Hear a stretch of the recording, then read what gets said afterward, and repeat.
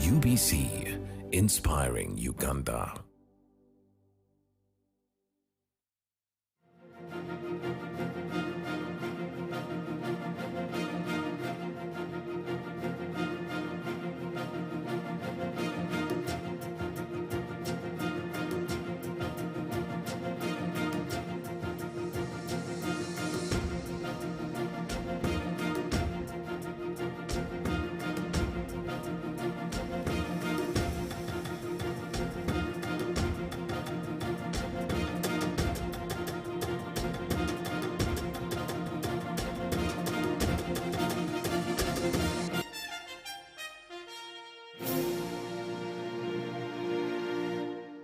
Good evening and thank you for joining us. We are honored to have you, our loyal audience, tuned in to catch up with the latest and trending business stories from within our borders and beyond.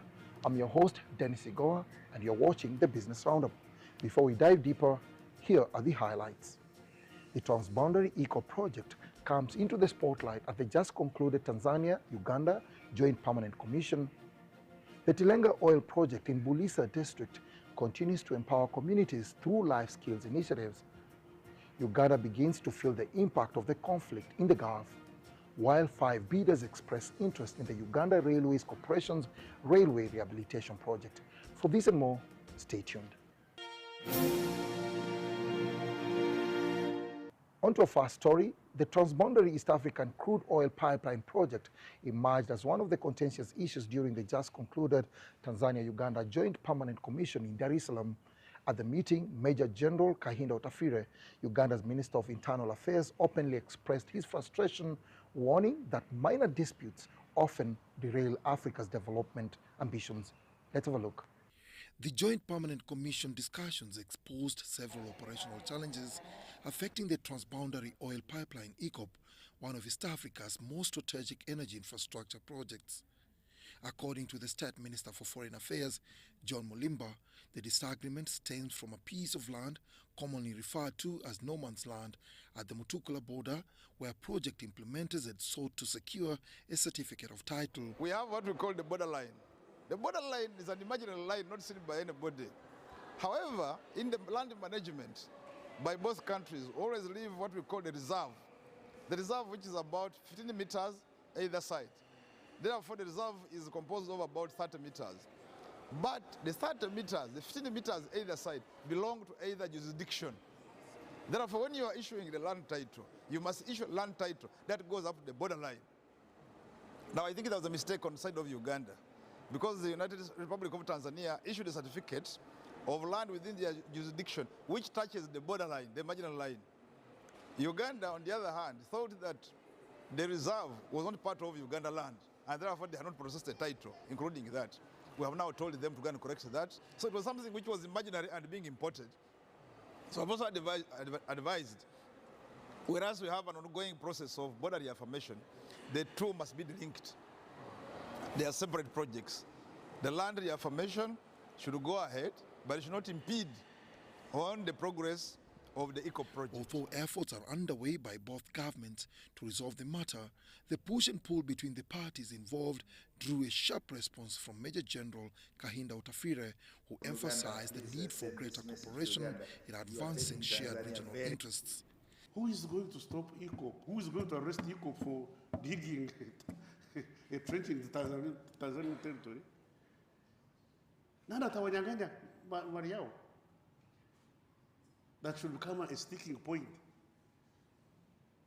Nana atanyang'anya ECOP ardhi hiyo, so that it becomes an issue. ECOP is like a child of Tanzania and Uganda. In a child, you divide and say, this piece belongs to the woman, this piece belongs to the man. Hey, Jamil, Amukeni. He noted that disputes over territorial integrity remain one of Africa's biggest challenges, warning that such disagreements not only slow social and economic transformation, but can also work to the advantage of forces opposed to the continent's progress. Sovereignty in poverty is poverty of sovereignty. The poor can't be sovereign. The poor can't be sovereign. And if you don't wake up to the new reality, is that might is right. If you think I'm wrong, ask Venezuela. So, for us to survive, we have to come together.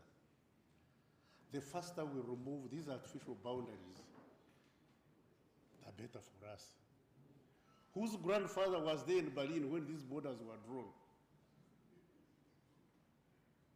Naeleweka vizuri northern Tanzania kuliko northern Uganda. We speak the same language, we have the same customs. From the Wazanaki to the Wahaya to we speak the same language. The East African crude oil pipeline is a multi-billion-dollar joint investment by international and regional partners. The pipeline stretches about 1,443 kilometers, transporting crude oil from Hoima district in Uganda to the port of Tanga in Tanzania.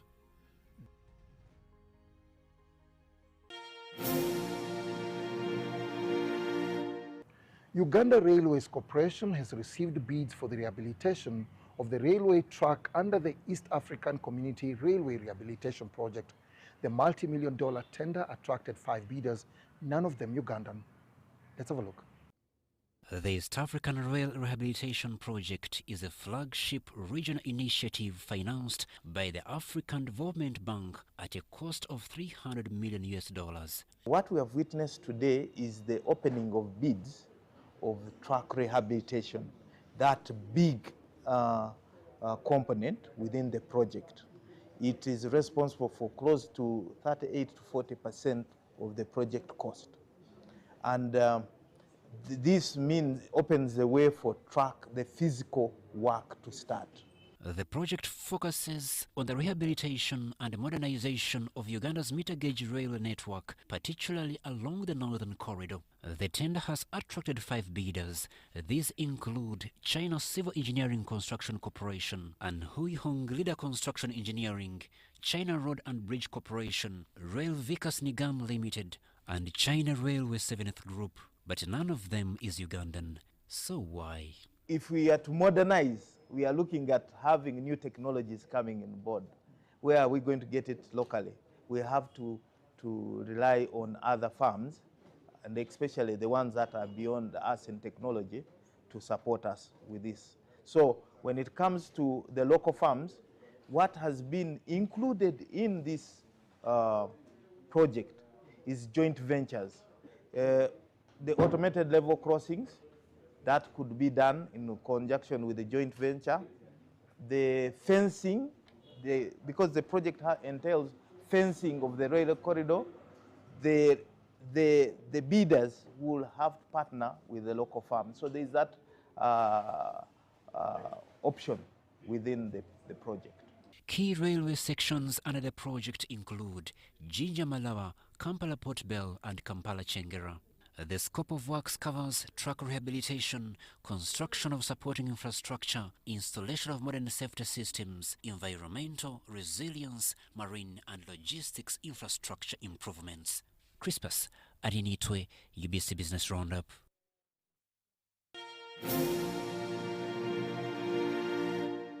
On matters oil, Uganda's oil and gas journey is steadily moving toward fast oil, but long before the first barrel is produced, lives are already being transformed. BRU tracks the progressive impact of the Tilenga oil project on communities in the Albertine region.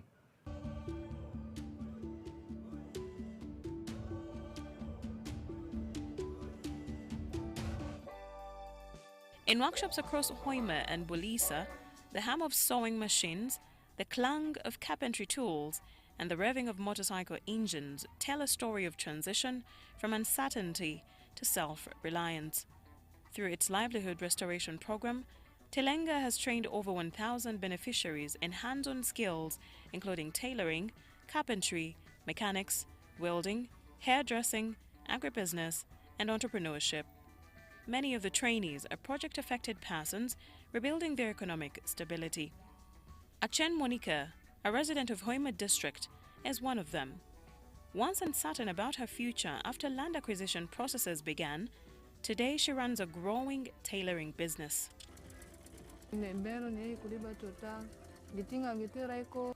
I benefited a lot from Total Energies. I was trained, then given internship opportunity. Now I am able to properly use my sewing machine. It has enabled me to make money, to buy food stuff, and also improve my livelihood.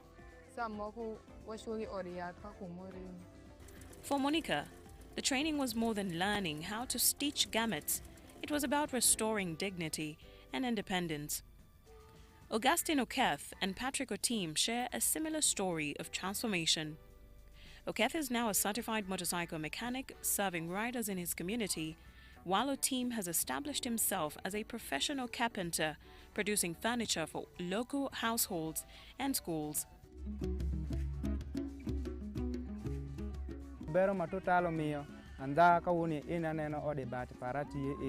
have managed to build a better house. My income was initially very low, but it improved over time. After attaining this skill, these days I make around 400,000 to 500,000 shillings per month.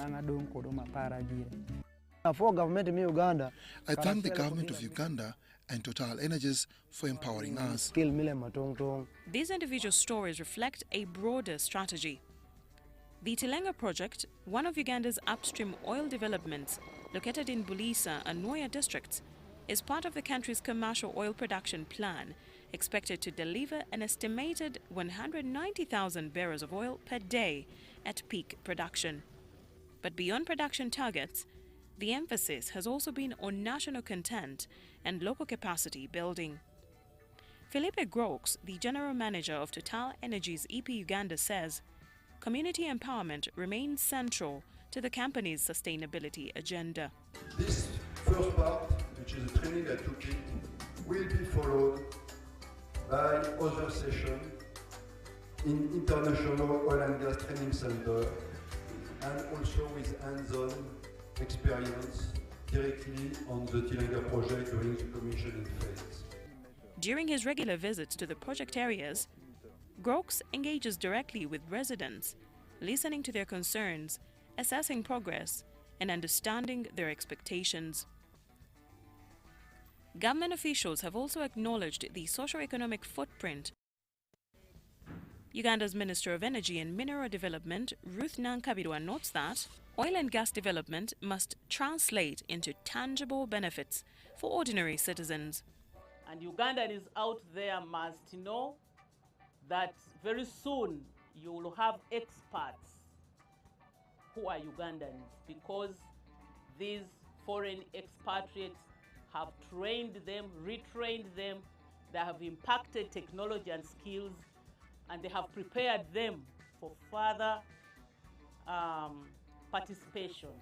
The Petroleum Authority of Uganda has similarly commended the joint venture partners for advancing national content and community development initiatives. I encourage all the trainees to work hard and ensure that you exhibit a very high level of discipline and moral standards during your studies here and to the other places that you will go to, and also more importantly, return to work in the facilities for which you have been trained, so that we can find you there and you can be explaining those things the way the heads of departments were explaining these things when they were taking us through the laboratories. Beyond skilling, Tilenga has invested significantly in education infrastructure within its operational areas. Dozens of classrooms have been constructed or rehabilitated, sanitary facilities upgraded, and scholarships awarded to bright but underprivileged learners. This Total Energy scholarship is helping my mom a lot, because during those days I was not sometimes in school. Almost one time I was at home. So I'm so happy for this scholarship, because ever since I came to school I've not yet gone back home because of school fees or other requirements. This scholarship brought peace in our family, unity and cooperation. As Uganda awaits its first oil expected to position the country among Africa's oil producers, the social and economic dividends are already visible at the grassroots. From sewing machines in Hoima to carpentry workshops in Bulisa, the promise of sustainably exploiting Uganda's natural resources for inclusive growth is steadily taking shape, one skilled hand at a time.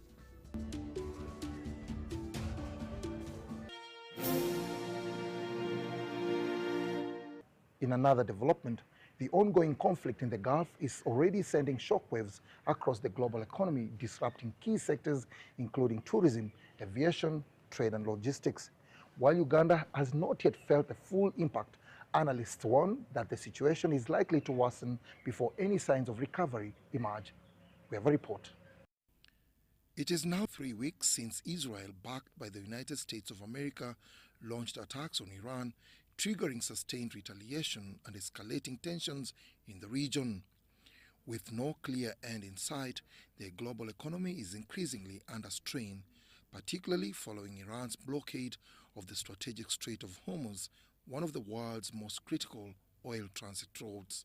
Which is controlling about 20 to 25% of the global crude oil. The Iranians have also held the world at ransom. That's why you see globally, we can see a shock. You can see an increase in the fuel prices. When you look at the statistics, they are telling you that prices have been able to rise by over $100 per barrel. Yeah. So that's a serious issue because fuel touches on everybody. So the war could have happened in Iran, but definitely in Uganda, we are going to feel it, and we have already started to feel it. I hope you have already observed some changes in how things are working. But this is a serious conflict, a serious war. I have seen the Europeans trying to avoid joining the war because they already understand the consequences.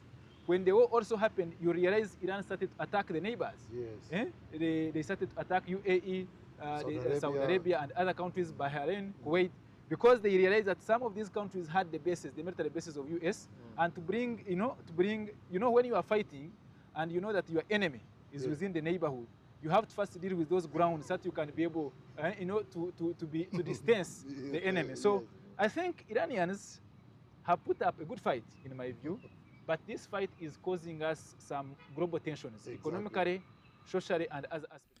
When the war broke out, the government of Uganda assured the public of stability and warned oil marketing companies against hoarding of fuel. Wanting to make obscene profits, you received the products at a certain cost. Why are you hiding it to cause scarcity? We have mandate to cancel you.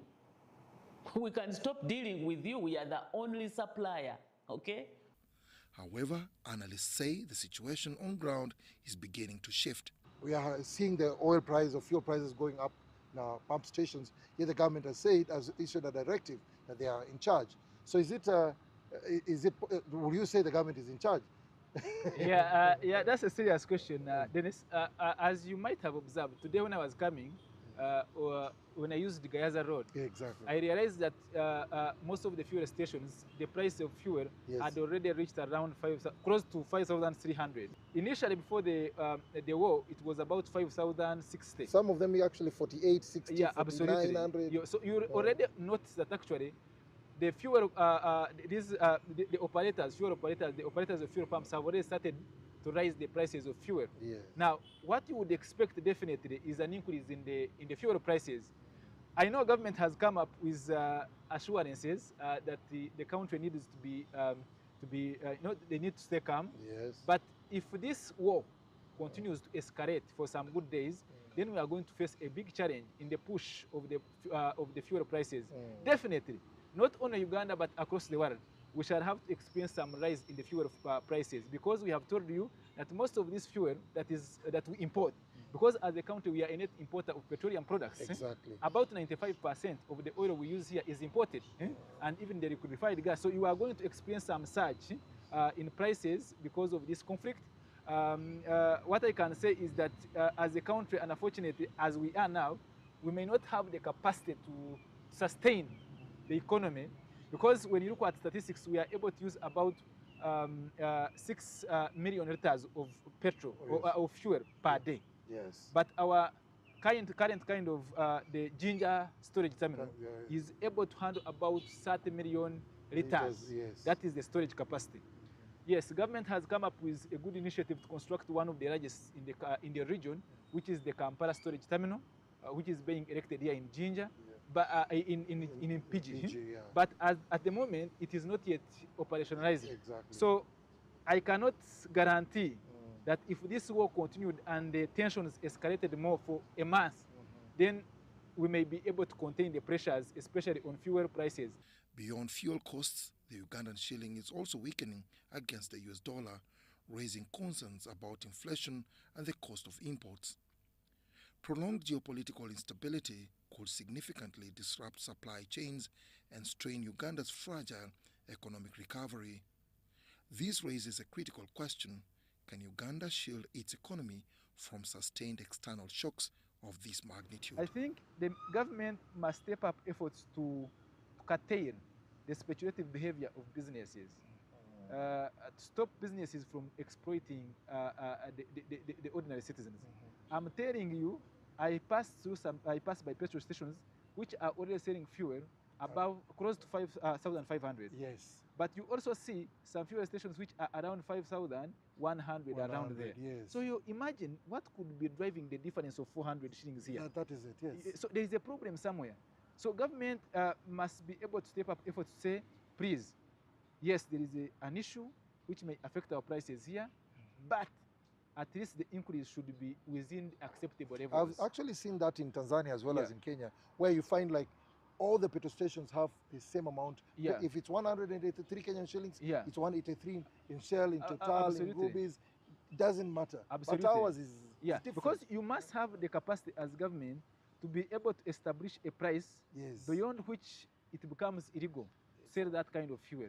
That anybody seeing you selling that fuel beyond that price, then it becomes a crime. A crime. So now, government tried it in COVID, Yes. but I think they are not successful in that trying to set up that price beyond which you would not sell the fuel.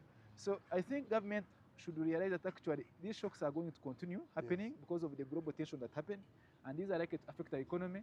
So how best do we ensure we come up with a strong position as government to be able to regulate the energy sector? That is one thing we must be able to prioritize. Number two, the government should also be able to see how best they can come up with regular updates to inform the public about what is happening and the likely consequences. Yes. You see, when you don't release information, Yes. people take advantage of the situation and they create that speculation. Somebody starts to think that the situation is bad That is or the way worse it is. than how it is. Yes, So when government can be able to come up regularly from through the media channels and probably in all ways possible, and keep the citizens updated about what is happening, and be able to tell people, and not just giving them assurances, but practical actions that it is taking to be able to protect the citizens against the kind of consequences of this shock. It is very important that the government can be able to do that. The other issue I think which government should do is the expedite the process of, we know we are expecting oil and gas from Arbatine region. So expediting the process. That's very important. To see, because we expected our first oil to come from ground last year. But Then now we are expecting it this year. Mid this year. Yeah. Yes. So expediting the process where we can also be able to have our oil and gas would be very, very crucial. I can assure you, if we had maybe 300 million barrels in a storage terminal or coming out of our reserves or our Arbatine region, we'll be smiling all the way to the bank. we would not be so much worried. And then, of course, in the long term, trying also to build our own capacity, to have more reserves of this oil, and also probably being able to say that we are among the exporters instead of fuel. Instead of struggling, we are maybe gaining out of from the neighboring countries that will be trying to import from us. Yeah, All so right. that's what I can say. Thank you so much for your time, sir. Yeah, and I'm sure we'll be interacting quite often. Yeah, thank you so much, Thank you Dennis. so much. I'm happy to be hosted here. Yeah. Also happy. Thank you.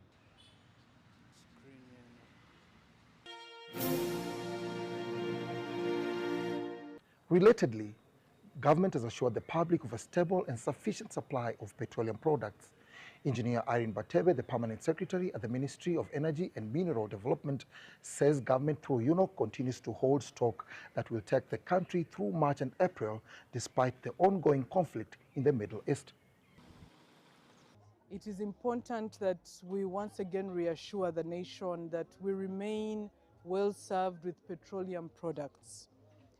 Just like the Honorable Minister communicated to the nation through our press release, we continue to hold stocks that will take us for the next couple of months.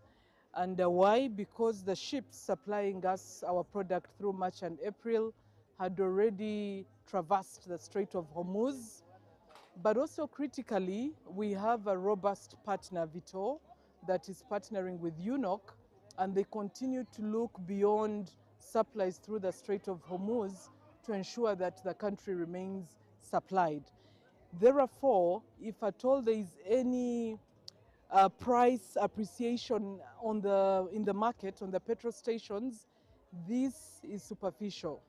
And the Honorable Minister issued clear warning to the oil marketing companies, indicating that following UNOC's participation in the sole bulk importation business, where it is the government through the National Oil Company importing product up to Eldoret, and we are the ones supplying the oil marketing companies, we have not changed any product pricing up to Eldoret for the supplies that continue coming into the market. Of course, we continue to monitor the conflict, and we continue to study what the implications could be after April. And as these matters evolve, we will keep the nation updated on the circumstances. But for now, through March and April, the country is assured of sufficient supply of petroleum products, and we wanted to provide that assurance.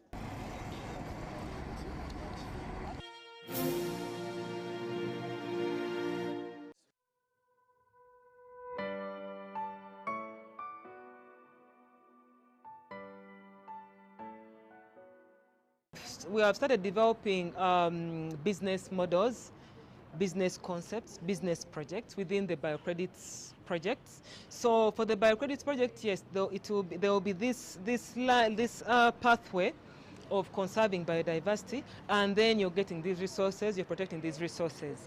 Now we have another pathway of the business pathway, and this business pathway is based on the bio-related businesses. So we call them green businesses. So in the resources that we are protecting, we are also getting businesses for the communities that are conserving these resources.